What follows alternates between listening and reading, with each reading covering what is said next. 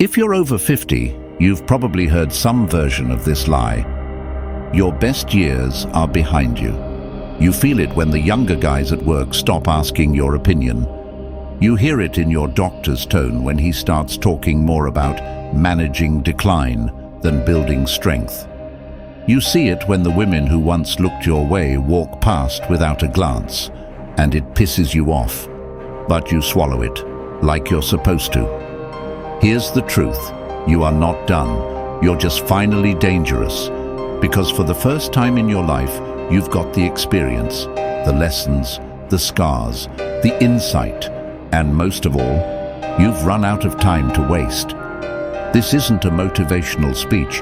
It's a call to arms, not to fight the world, but to claim your final form. Because while the world worships youth, Stoicism teaches something deeper. The older you get, the more unshakable you must become. So let's talk about what that looks like in action. Not theory, not philosophy in robes. Real-life wisdom for men who refuse to go quietly. Let's begin. 1. The power of stillness. Why older men hold the real leverage. Young men run toward everything. Money, women, validation, fast cars, louder voices, social media likes. It's chaos disguised as ambition. But an older man, he learns the art of stillness. Stillness is not passivity, it's controlled power. It's knowing that 90% of what most people chase doesn't matter, and the other 10% can't be bought. When you're still, you stop leaking energy trying to fix everyone, impress strangers, or be liked. You move from reaction to presence. Ever watch an older lion in the wild? He doesn't chase, he waits. Because he knows exactly when to strike and when to stay quiet. As a man over 50, you hold that same potential. You don't need to be the loudest in the room. You just need to stand like someone who's seen death and didn't flinch. Stillness becomes your gravity. It draws people in, women, respect, power, because people sense something deeper in you, a man who's survived himself. 2. Unapologetic masculinity. Let the world call it intimidating. There comes a point in every man's life when he either shrinks to fit the modern world or he becomes a mountain people learn to walk around. You don't owe softness to anyone. You don't owe political correctness to people who haven't lived a day of your life. This culture wants older men to apologize for being masculine, for being direct, for having standards, for not bending to every emotional wave. But guess what? Your unapologetic energy, your too much presence, is exactly what a softening world needs. You don't have to shout. You don't have to argue. You just have to exist without folding.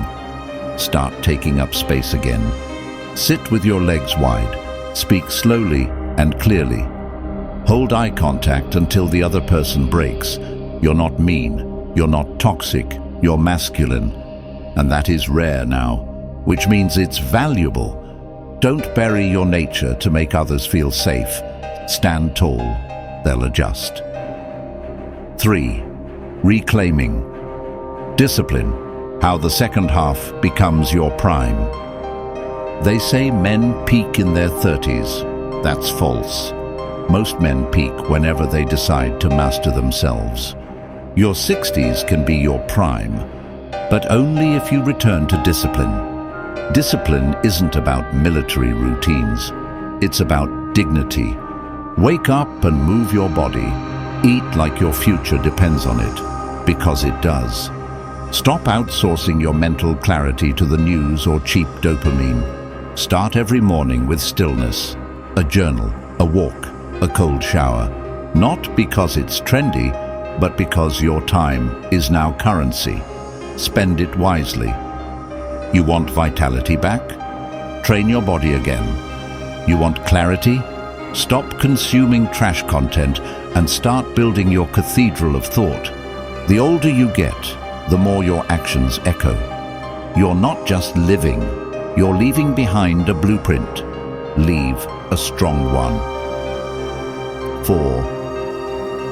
The woman. Question: why you stop chasing and start attracting. You might notice something after 50. The chase gets old, the games get boring. You no longer want to impress, you want to be met.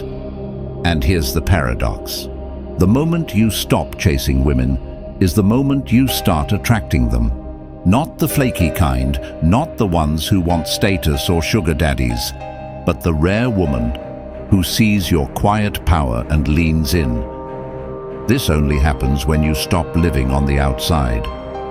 Women are drawn to self-contained men who don't need their approval, men who are whole. So stop trying to be younger. Stop dressing like you're 25. Own the grey. Wear the wisdom. Speak from the chest, not the throat.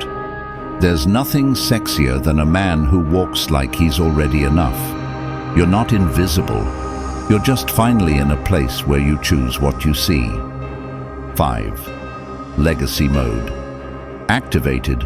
Why it's time to become the man they talk about when you're gone. This final chapter? It's not the end. It's the moment where everything counts. The conversations you have, the way you treat the young men around you, the example you set when you think nobody's watching. Most men live to be remembered by a paycheck, a title, or a car. But real legacy lives in the impact you made when no one asked you to. What did you teach? What did you tolerate? Who did you protect? Who did you become? Your legacy isn't a tombstone. It's how people change because they knew you. So start living as the man they'll quote at your funeral. Be the one whose name gets brought up when younger men ask, "Who showed you how to be a man?" Let the answer be you. You're not past your prime.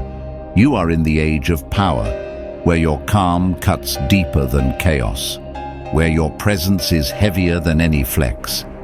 But only if you reclaim it. If you feel this in your bones. If this video reminded you of the strength you forgot you had, type "I'm not done" in the comments. Let's light a fire under the older generation of men. Because we don't need more noise. We need men who walk with purpose, speak with weight, and live with legacy. Subscribe if you're done being talked down to. And remember this, age doesn't weaken you. It sharpens you. Only if you let it.